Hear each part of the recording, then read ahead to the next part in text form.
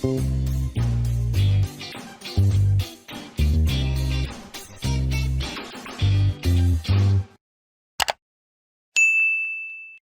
நெய்யில் வதக்கும் போது அதோட வாசமே அழகாதியாக இருக்கும். நம்ம வீட்டில் நிறைய பேர் வந்து டெய்லி பண்ணுற ரெசிபி தான் இன்றைக்கி நம்ம பார்க்க போகிறோம். வேறு சிம்பிள், வேறு ஒன்றுமே இல்லை. தக்காளி வேக வைக்கிறோம், அரைக்கிறோம், செய்கிறோம், அவ்வளோதான்.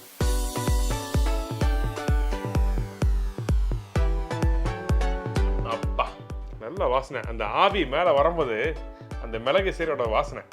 எங்கள் ஃபங்க்ஷனுக்கு ஒரு தொழிலதிபரே கையில் வாங்கி ரசம் தரார். பல ஆயிரம் கோடிக்கு அதிபதி அவரே கையில் ரசம் வாங்கி கொடுத்தாரு. வணக்கம், நான் தான் Shabdina. Welcome back to Shabdina's kitchen. இன்னைக்கு நம்ம எங்கே வந்து கோயம்புத்தூர் கவுண்டர்பாளையம் வந்திருக்காங்க.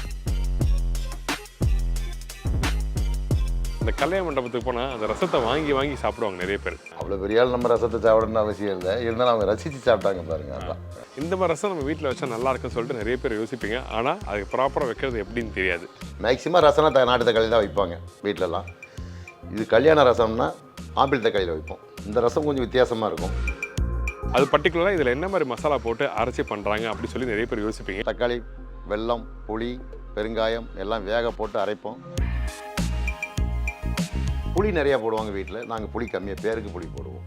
இதுதான் அந்த ரசத்துக்கு இந்த ரசத்துக்குள்ள வித்தியாசம். என்ன காரணம் வந்து புளி கம்மியாக போடுறது சார்? இது ஒரு புளிப்பு இல்லாத ஒரு ரசமாக இருக்கும். ஓகே, ஆமாம். அதாவது தக்காளி, ஆப்பிள் தக்காளியும் புளிப்பு இருக்காது, புளியும் சும்மா பேருக்கு தான் புளி போடுவோம். தக்காளி வேகும் போது சில மசாலாலாம் போட்டு ஒன்றா அரைச்சிட்றாங்க. எதுக்காக இந்த மாதிரி அரைச்சி பண்ணுறாங்க? இந்த மாதிரி விஷயம் நம்ம நிறைய கேட்டு தெரிஞ்சுக்கிறோம்.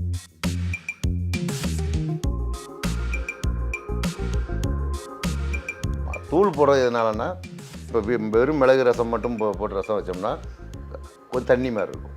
இப்போ வீட்டில் சாப்பிடும்போது தண்ணி மாதிரி ரசம் இருக்கும். இதுனா கொஞ்சம் குழம்பு மாதிரி அந்த டிச்சரில் இருக்கும். ஆமாம், கொஞ்சம் திக்காக இருக்கும். அந்த குழம்பு மாதிரியும் இருக்கும், ரசம் நல்லாயிருக்கும். அது மட்டும் இல்லை, இந்த ரசம் சொல்லும் போது வந்து சின்ன ரெசிபி தானா பண்ணிடலாம் அப்படின்னு நினைப்பாங்க. ஆனால் மற்ற ரெசிபிலாம் பார்த்தீங்கன்னா பெரிய ரெசிபியாக இருக்கும். ஆனால் பட்டை கலப்பாங்க, சூப்பராக பண்ணுவாங்க, அல்டிமேட்டாக இருக்கும். ஆனால் அந்த ரசம் வரும்போது அது சின்ன சின்ன மிஸ்டேக் பண்ணி கொஞ்சம் அந்த கசப்பு தன்மை, அந்த ரசம் சரியாக வரல, இந்த மாதிரிலாம் நிறைய பேர் ஃபீல் பண்ணுவாங்க. இல்லை, சிம்பிள் வேலை, குயிக்காக பண்ணிக்கலாம். ஒரு 5 நிமிஷத்தில் இந்த ரசம் பண்ணிக்கலாம். சமையல் தெரியாத கூட இந்த மாதிரி ரசத்தை ஒட்டுக்கெல்லாம் வேக போட்டு வேக வச்சு ஒரு அரை வச்சு செஞ்சிடலாம். ஈஸியான ரசம். ரசம் அப்படிங்கிறது சிலவங்க ரசம் எல்லாமே தெரிஞ்சிடும், எல்லா சமையலும் சொல்லுவாங்க. சிலவங்க ரசத்தில் சொதப்பிடுவாங்க. இது நான் சொல்லித்தர மாதிரி நீங்கள் செஞ்சு பாருங்கள், வீட்டில் ஹைலைட்டாக இருக்கும் ரசம். அது மட்டும் இல்லை, இந்த ரெசிபி நம்மளுக்கு சொல்லித்தரப்போகிற யாருன்னா திரு ராஜன் அண்ணன். லாஸ்ட் டைம் அவர் மீட் பண்ணும்போது என்ன சொன்னார்னா, கண்டிப்பாக நம்ம ரசம் சாப்பிட்டு பாருங்கள், இந்த ரசம் நீங்கள் சாப்பிட்டுனா விட்டு போக மாட்டீங்க, அந்தளவுக்கு சூப்பர் ரசம், வாங்கி வாங்கி சாப்பிடுவீங்க, கேட்டு கேட்டு சாப்பிடுவீங்க அப்படின்னு சொல்லி சொன்னார். ஒரு திருப்பி நீங்கள் செஞ்சீங்கன்னா அந்த ரசம் கப்புன்னு பிடிச்சிக்குவீங்க. அந்த மாதிரி ரசம் இது. அண்ணா வணக்கம். வணக்கம் சார், எப்படி இருக்கீங்க? நல்ல சுகம். நல்ல சுகம், சூப்பர்ண்ணே. வீட்டில் எப்படி இருக்காங்க? எல்லா சுகமாக இருக்குது. நல்ல விஷயம், நல்ல விஷயம். இந்த ரசம் வீட்டில் பண்ணுறதுக்கும் கல்யாண மண்டபத்தில் பண்ணுறதுக்கும் என்ன வித்தியாசம்? வீட்டிலன்னா பொதுவாக 2 தக்காளி போட்டு ஒரு பூண்டு கிட்ட போட்டு அப்படியே வைப்பாங்க சார். ஏன்னா அவ்வளோதான் வைப்பாங்க. கொஞ்சம் ரசம், மிளகு, மரமிளகாய் இடிச்சு போட்டு அப்படியே ரசம் வைப்பாங்க. இது கல்யாணம்னா நாங்கள் ஒரு 1000 பேர் வந்து 1000 பேரும் 1000 விதமாக சாப்பிடுவாங்க. அவ்வளோ பேருக்கு ஈடு கொடுத்து செய்யணும். ஒரு ஆள் கூட நல்லா இல்லைங்கிற வார்த்தைக்கு வந்துடக்கூடாது. வந்து நமக்கு அடுத்த வேலை இருக்காது. அப்போ அந்த 1000 பேருக்கு தகுந்த மாதிரி நம்ம செய்யணும். சரி, நல்ல விஷயம், நல்ல விஷயம். சரி, இப்போ பண்ண ஆரம்பிச்சலாமா? ஓகே. இந்த ரசத்துக்கு வந்து நமக்கு தேவையான பொருட்கள் என்ன சொல்லிங்களா எங்களுக்கு? தக்காளி 3/4 கிலோலேருந்து 1 கிலோ போடுவோம். ஒரு சின்ன துண்டு வெல்லம் எவ்வளோ போடுறீங்களோ அதே அளவுக்கு ஒரு சின்ன துண்டு பெருங்காயம், சின்ன நெல்லிக்காய் சைஸ் ஒரு புளி, 10 கிராம் மிளகு போடுறோம். மிளகை விட ஒரு 5 கிராம் ஜீரகம் ஜாஸ்தியாக இருக்கும். வெந்தயம் ஒரு 1/4 டீஸ்பூன் போட்டுக்கோங்க. மல்லி விதை 15 கிராம். கடுகு வந்து தாளிக்கிறதுக்கு எவ்வளோ தேவையோ அதை எடுத்துக்கலாம். பூண்டு வந்து ஒரு 100 கிராம் பூண்டு வச்சுருக்கோம். 4 பச்சை மிளகா, காஞ்ச மிளகா ஒரு 6 மிளகா, உப்பு தேவைக்கேற்ப, மஞ்சத்தூள் 1/4 டீஸ்பூன், நெய் தாளிக்கிறதுக்கு தேவையான அளவு, கருவேப்பிலை கொஞ்சம், கொத்தமல்லி தலை கொஞ்சம், சக்தி மசாலா ரசப்பொடி தேவைக்கேற்ப. இப்போ இந்த ரெசிபி தேவையான பொருட்கள் பார்த்தாச்சு. ஃபஸ்ட்டு நம்ம என்ன பண்ண போகிறோம்? வேக வைக்க போகிறோம் சார். தக்காளி வெள்ளெல்லாம் போட்டு வேக வைக்க போகிறோம். இது வந்து ஒரு சின்ன ஒரு பீஸு பெருங்காயம். வீட்டில் 4 பேர் இருப்பாங்க சார். ஓகே. அப்போ காலையில் மத்தியானத்துக்கு 4 பேர், நைட்டுக்கு ஒரு 4 பேர்னா இதில் பாதி. அதாவது இந்த ஆரஞ்சு மிட்டாய் சைஸில். ஆமாம், ரைட்டா? அடுத்தது புளி போடுறதுங்க சார். எலுமிச்சம்பழம் சைஸ் போயிடக்கூடாது, நெல்லிக்காய் சைஸ் போதும். சரி, ஓகே. அளவுக்கு ஒரு அவ்வளோதான். இதில் ஒரு 10 பேருக்குனா பாதி பண்ணிக்கலாம். சரி, புளி நிறையா இருக்கக்கூடாது. ஓகே. ஆமாம், புளி போட்டாச்சு சார். ஓகே. அடுத்து வெல்லம் போடுறோம். வெல்லம் பெருங்காயம் எவ்வளோ போட்டோமோ அதே அளவுக்கு. அந்த இனிப்பு லேசாக வரணும் ரசத்தில், அதுக்காக கூட கொஞ்சம் அந்த பெருங்காயத்தை விட ஒரு துண்டு பீஸு பாதி. இப்போ தக்காளி போடுறோம் சார். தக்காளி நல்லா கழுவிடணும். ஏன்னா ஒரு சில நேரங்கள் அது அழுக்கெல்லாம் இருக்கும். 3/4 கிலோ வந்து 1 கிலோ தக்காளி போட்டுருக்குறோம். தக்காளி, வெல்லம், புளி, பெருங்காயம் போட்டுக்கிறோம். இதுக்கு தேவையான தண்ணி நிறைய ஊற்றக்கூடாது. தக்காளி முங்குற அளவுக்கு. தக்காளியும் தண்ணியும் மட்டமாக இருக்கும், அப்போ சீக்கிரம் வந்துடும். சிலவங்க தண்ணி நிறையா வச்சுட்டாங்கன்னா ரொம்ப நேரம் வேகும், கொதிக்கும், லேட் ஆகும். இது வந்து குயிக் ஆகிடும். சரி, ஓகே. மட்டன் தண்ணி. ஓகே. தக்காளி புளி வெல்லம் எல்லாம் போட்டு வேக வச்சுருக்கிறோம். அடுத்தது அரைக்கிற 10 கிராம் மிளகு, சீரகம் 15 கிராம். சரி, ஓகே. 10 கிராமோட 5 கிராம் ஜாஸ்தியாக வரணும். 4-5 வரமிளகா. வெந்தயம் ஒரு 1/4 டீஸ்பூன். சரி, ஓகே. மிளகு எந்த அளவுக்கு போட்டோமோ அதே 10 கிராம் மல்லி. சரி, ஓகே. இதுக்கப்புறம் அவ்வளோதான். இது அரைக்க வேண்டியதான். இது பவுடர் பண்ணுற பக்குவம் என்ன? நைஸாக இருக்கணுமா இல்லை கொஞ்சம் திப்பிரியாக இருக்கணும். ரொம்ப நைஸாக போயிடக்கூடாது. நைஸாக போனால் கொஞ்சம் கெட்டியாயிரும். ஓகே. கொஞ்சம் ஒரு 80 பாயிண்ட் 90 பாயிண்ட் அரைக்கணும். சரி, ஓகே. இப்போ இந்த தக்காளி நம்ம போட்டிருக்கோம் பார்த்தீங்களா, இந்த தக்காளி எப்படி நல்லா வெந்துருக்கணுமா சார்? அதில் வெந்தோடனே தக்காளி மேலே வெடிக்கும் சார். அந்த பக்குவம் வந்தால் போதும். அதுக்கு முன்னாடி வந்து இந்த பவுடர் ரெடி பண்ணிடலாமா? Powder ready. ஓகே.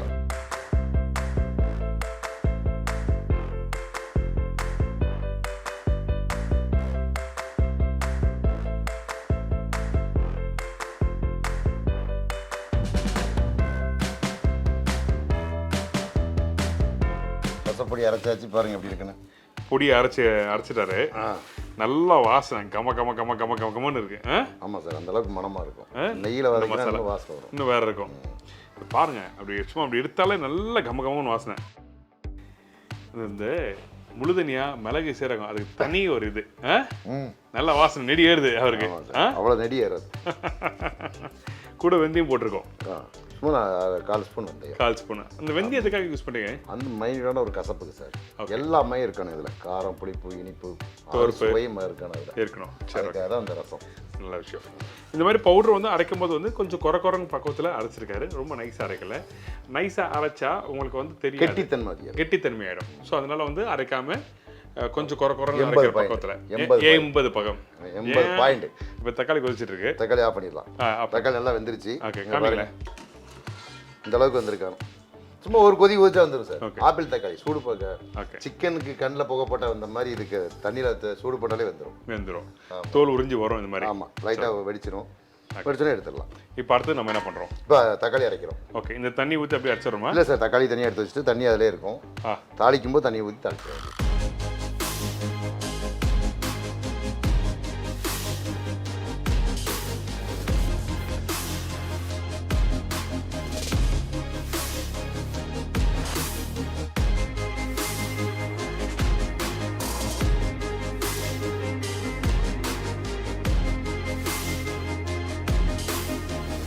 தக்காளி எடுத்துருவோம். அடுத்து நெய் ஊற்றுறோம். பெரும்பாலும் வந்து இந்த ரசம் சொல்லும் போது வந்து என்ன பண்ணுவோம்னா நெய் யூஸ் பண்ணி நான் பார்த்ததில்ல. காரைக்குடி ஸ்டைலில் மட்டும் தான் பண்ணுவாங்க. ஆயில் யூஸ் பண்ணுவாங்க. நம்ம யூஸ் பண்ணுறதுக்கு என்ன காரணம் சார்? இப்போ ஒரு 1000 பேர் 2000 பேர் 5000 பேர் வருவாங்க. 5000 பேருக்கு ஈடு கொடுக்கணும். இப்போ அதுக்குள்ள இது ஐட்டம் இருந்தால் இது நல்லாயிருக்கும். நாங்கள் சாம்பாரே நெய்யில் தான் சார் தாளிப்போம். ஓகே. சாம்பார், டிஃபன் சாம்பார், நெய், இது ரசம் இதெல்லாம் நெய்யில் தாளிப்போம். நெய் சூடாயிருச்சு. தாளிக்கிற அளவுக்கு கடுகு போடுறோம். சரி, ஓகே.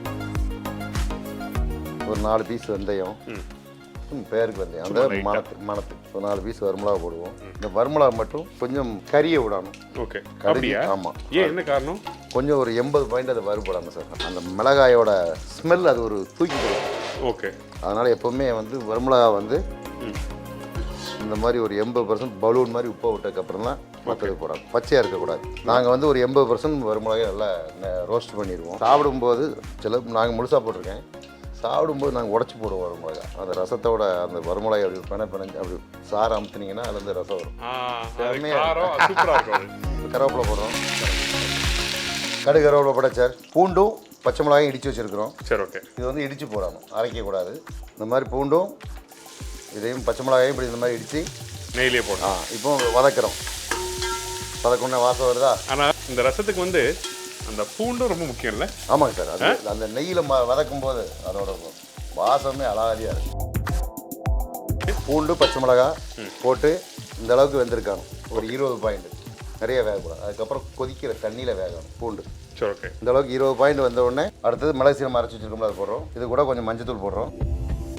மஞ்சத்தூள் போட்டுருக்கு சார். அடுத்த ரசப்பொடி போடுறோம். ஒரு 15 கிராம் 20 கிராம் ரசப்பொடி போடும்போது சார் ரசம் வெறும் மிளகும் சீரகம் மட்டும் போட்டால் அந்த ரசம் வேகும் கொஞ்சம் தண்ணி மாதிரி தெரியும். கொஞ்சம் ரசப்பொடி சேர்த்துக்கிட்டோம்னா அது ஒரு ரசம்னா ரசம், தக்காளி ரசம்னா அதை குழம்புல சாப்பாட்டில் ஊற்றும் போது தண்ணி பிரிஞ்சு வராது. ஓகே, சரி. எல்லாம் தண்ணியாக தெரியும். மிளகு சீரகம் பட்ட இடம் மட்டும் மிளகு தெரியும், மற்ற பக்கம்லாம் தண்ணியாக தெரியும். ரசப்பொடி கொஞ்சம் போட்டுட்டோம்னா அப்படியே இந்த ரசம் மாதிரி இருக்கும். சரி, ஓகேடா. ஓகே, இப்போ ரெண்டையும் போடுறேன் சார். நல்லா கட்டி. இப்போ இந்த பொடிலாம் நம்ம எடுத்து வச்சிருக்கோம்ல, ஆமாம் சார். தட்டில் எடுத்து வச்சிருக்கோம், என்ன காரணம் வந்து நம்ம தட்டில் போட்டுட்டு அது போடுறோம், என்ன விஷயம்? எல்லாமே ஒரே இதில் போட்டு டக்குன்னு போட்டோம்னா அந்த எண்ணெய் நெய் வந்து ஒரு அரை சூட்டில் இருக்கும், ஒரு 40-50 பாயிண்ட் இப்போ சூட்டில் இருக்கும். அப்போ நம்ம தனித்தனியாக போடும்போது அது ஒரு 50 பாயிண்ட் வந்திருக்கும். அடுத்தது ரசப்பொடி போடும்போது 30 பாயிண்ட் வேகும், மஞ்சத்தூள் போடும்போது 20 பாயிண்ட் வேகும். அப்போ வேக்காடு வித்தியாசம் வந்துடும். எல்லாம் ஒன்றா வச்சு போட்டு ஒரே கலக்கிட்டோம்னா எல்லாம் ஈவனாக ஒரே வேக்காடு. இது எதுக்காகனா நான் இந்த மாதிரி இன்ஃபர்மேஷன் வந்து இதை ப்ராப்பராக உங்களுக்கு தெரியப்படுத்தணும்னு சொல்லி தான் கேட்டிருக்கேன். ஏன்னா அந்த கீ வந்து நெய் வந்து சூடாக இருக்க டைமில் நம்ம போடும்போது கருகிறதுக்கு வாய்ப்பு இருக்கும். ரைட்டுண்ணே? ஆமாங்க சார். ஓகே, இந்த அளவுக்கு போதும். Okay, ready. இந்த அளவுக்கு ஒரு 30 பாயிண்ட் வேகும் நெய்யில் வதக்கினது. அடுத்தது அரைச்சி வச்ச தக்காளியா? அடுத்தது அரைச்சி வச்ச தக்காளி ஊற்றுறோம். இதை ஊற்றிட்டோம், ஒரு கலக்கிறோம். புளி வேக வச்சு தண்ணி இருக்குது, அதை கழுவி ஊற்றிடும். என்ன தண்ணி இது? நம்ம தக்காளி புளியெல்லாம் போட்டு வேக வச்சோம்ல,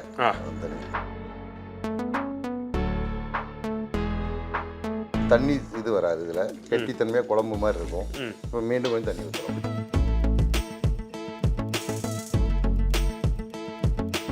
தேவையான தண்ணி ஊற்றிருக்கோம். ஆமாம், தேவையான. இப்போ இந்த தண்ணி ஊற்றுற பக்கம் வந்து நம்ம வந்து ரசம் வந்து ரொம்ப தண்ணியாக இருக்க அளவுக்கு ஊற்றுருமா? இல்லை சார், அதை வந்து எப்படின்னா இந்த அளவுக்கு இருக்கணும், தண்ணியாக இருக்கணும். ஓகே, ஒரு கொதிச்சோன்னே அது கொஞ்சம் கெட்டியாகும். ஆனால் ஒரு 1/4 லிட்டர் தண்ணி கம்மியாகும். ஒரு நல்லா கொதிக்க விடும். பொதுவாக ரசம்னா கொதிக்கக்கூடாதும்பாங்க. அது வந்து வெறும் மிளகு சீரகம் மட்டும் போட்டு பருப்பு தண்ணி ஊற்றுறோம்ல, அந்த ரசம் வந்து கொதிக்க விட மாட்டாங்க. ஒவ்வொரு ரசத்துக்கும் ஒரு பக்கம் இருக்குது. இந்த ரசம் வந்து நல்லா கொதிக்க விடும். நல்லா கொதிக்க மல்லித்தலையை போட்டு மல்லித்தலையோட சாறு உள்ள இறங்காணும். நல்லா அந்த பூண்டு நல்லா வேகணும். பூண்டு மொத்தமாக 20 பாயிண்ட் தான் வேக விடுவோம். அப்போ மிச்சம் 80 பாயிண்ட் இந்த பூண்டு இதில் தான் வேகணும். இந்த தண்ணியிலே வேகணும். போட்டிருக்க அந்த தக்காளி அது எல்லாமே சேர்த்து. அப்போ அது ரசம் கொஞ்சம் கெட்டியாயிரும். இப்போ இருக்க தண்ணி இங்கே பாருங்கள், இப்போ தண்ணி மாதிரி இருக்கா, இது கொஞ்சம் கெட்டியாயிரும். இப்போ இந்த டைமில் உப்பு போடுறோம். இதில் 3 லிட்டர் இருக்குது சார் மொத்தமாக. ரசத்துக்கு 3 லிட்டரு. அப்போ நம்ம கணக்கு வந்து ஒரு பிஞ்சு, 2 பிஞ்சு, 3 பிஞ்சு, அவ்வளோதான். அந்த ரசம் லிட்டர் கணக்கு பேஸ் பண்ணி கையில் ஒரு பொடி. இப்போ அடுத்து நம்ம என்ன பண்ணுறோம்? அடுத்து கொஞ்சம் கொதிக்க வைக்கிறோம். நல்லா கொதிக்க வரும். ஆமாம், கொதிக்க விட்ட பிறகு கடைசியில் மல்லித்தலை போடுறோம். ஒரு கைப்பிடி அளவு மல்லித்தலை. ஓகே, இதை அப்படியே போட்டுடுறோம். ஓகே, போட்டு நல்லா வாஷ் பண்ணி உள்ளே போட்டுறாங்க. மல்லித்தலை வந்து எப்போவுமே வாஷ் பண்ணி போடுங்க. நல்லா கொதிச்சா ரெடி. நல்லா கொதிச்சுன்னா மேலே ஒரு முறை வரும் சார், வேகப்பா, அந்த முறை அடங்கிடும். அவ்வளோதான். இந்த ரசம் ரெடி ஆகிட்டோம். நான் ரொம்ப ஆர்வத்தோடு இருக்கேன். ஓகே சார், சாப்பிட்டு பார்க்கலாம். Okay, done. இந்த மாதிரி ரசம் கொதிக்கணும். இந்த பப்புள்ஸ் லைட்டாக வரணும், அந்த முறை வரக்கூடாது. ஓகே, இந்த முறையெல்லாம் அடங்கிடுச்சு பாருங்க. பப்புள்ஸ் மட்டும் வரும், முறை அடங்கிடும். அந்த முறை வந்ததுன்னா வேகல்னு அர்த்தம்.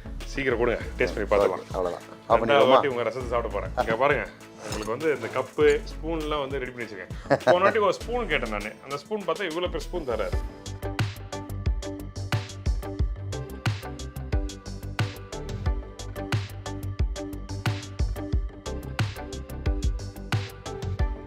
அவ்வளோதான், போதுண்ணே. டேஸ்ட் பண்ணி பார்த்துருவா. நல்ல வாசனை. அந்த ஆவி மேலே வரும்போது அந்த மிளகு சீரோட வாசனை அப்படி இருக்கும். சூப்பர்ண்ணே. கொஞ்சமாக வச்சுன்னா இதான் பிரச்சனை. கொஞ்சம் ஏதாவது ஒன்று ஜாஸ்தியாக போயிடும். இவருக்கு வருத்தம் கொஞ்சமாக செய்யணும்னு சொல்லி அதிகமாக செஞ்சால் நல்லா இருக்குன்னு சொல்லிட்டேன். ஆமாம். அப்பா, அந்த தக்காளியோட அந்த டேஸ்ட்டு எல்லாமே இருக்குது சார். காரம் இருக்குது, அறுசுவை, புளிப்பு இருக்குது, அந்த இனிப்பும் இருக்குது. அந்த இனிப்புனா உங்களுக்கு வந்து ரொம்ப ஸ்வீட்லாம் தெரியாது. ஒரு என்ன சொல்கிறது, ஒரு கடைசி டேஸ்ட்டு சொல்லுவாங்க, மைனட் ஸ்வீட். அதாவது அந்த காரம், அந்த புளிப்பு, அந்த இனிப்பு பார்த்தீங்கன்னா கடைசியாக ஒரு மைல்டாக தெரியும். ரொம்ப சூப்பராக வந்துருக்கு இந்த ரசம். கண்டிப்பாக நீங்கள் ட்ரை பண்ணி பாருங்கள். உங்கள் எல்லாருக்கும் ரொம்ப பிடிச்சிருக்கு நினைக்கிறேன். ரொம்ப நன்றிண்ணே. Thank you so much sir. உங்கள் நம்பர் கொடுங்க. நான் வந்து மைசா கேட்டரிங்னு சொல்லி கவுண்டம்பாளையத்து, கோயம்புத்தூர் கவுண்டம்பாளையத்தில் மைசா கேட்டரிங்னு வச்சுருக்கிறேன். உங்களுக்கு என்னென்ன ஐட்டம், எந்த ஊரில் என்ன ஐட்டம் என்ன மாதிரி ப்ரிப்பேரில் வேணுமோ அந்த மாதிரிலாம் நாங்கள் பண்ணி கொடுப்போம். நீங்கள் 24 மணி என்ன கூப்பிடலாம், எனி டைம் எடுப்போம். இந்த ரெசிபி நீங்கள் நிறைய பேர் ட்ரை பண்ணி பார்த்துட்டு கண்டிப்பாக ஒரு கால் பண்ணி ஃபீட்பேக் கொடுங்க. அதுதான் ரொம்ப இம்பார்ட்டன்ட். ஏன்னா இந்த அளவுக்கு கஷ்டப்பட்டு அந்த ரெசிபி நாங்கள் எடுத்துகிட்டு வந்து காமிக்கிறதுக்கு என்ன காரணம் கேட்டால், அவங்களுக்கும் ஒரு அப்ரிஷியேட் பண்ணுற ஒரு, அதாவது நல்லா சொல்லி கொடுத்துருக்கேன், நல்லா இருக்குது இந்த ரசம் அப்படி சொல்லி நீங்கள் சொன்னீங்கன்னா உண்மையாகவே அவரும் ரொம்ப திருப்தியாக இருக்கும். ரைட் இல்லையா? ரொம்ப சந்தோஷம் சார். அடுத்தவங்க சொல்லி நம்ம சந்தோஷம், அவங்க மனசார சொல்கிறாங்களா சார், அது நம்மளுக்கு ரொம்ப சந்தோஷம். அதான் ஒரு நல்ல ஒரு கொங்கு ஸ்டைலில் ஃபுட்டு மட்டும் இல்லை, இவர் Tirunelveli, Thoothukudi food, Madurai food, Coimbatore, so அது கொங்கு ஸ்டைலில் பண்ணுற உணவு எல்லா வகையும் உணவும் பண்ணுறாங்க. கண்டிப்பாக ட்ரை பண்ணி பாருங்கள். ஐம் ஷூர் டெஃபினட்டாக நல்ல ஒரு உணவு கிடைக்கும். காண்டாக்ட் பண்ணலாம். ரொம்ப நன்றிண்ணே. வணக்கம் சார். Thank you so much. தரமான ஃபுட்டு கொடுத்ததுக்கு ரொம்ப நன்றி. Thank you sir. இதே மாதிரி இன்னொரு நாள் இன்னொரு ஊரில் ஒரு புது ரெசிபி சந்திக்கிறேன். நன்றி, வணக்கம். சி பாய், டேக் கேர்.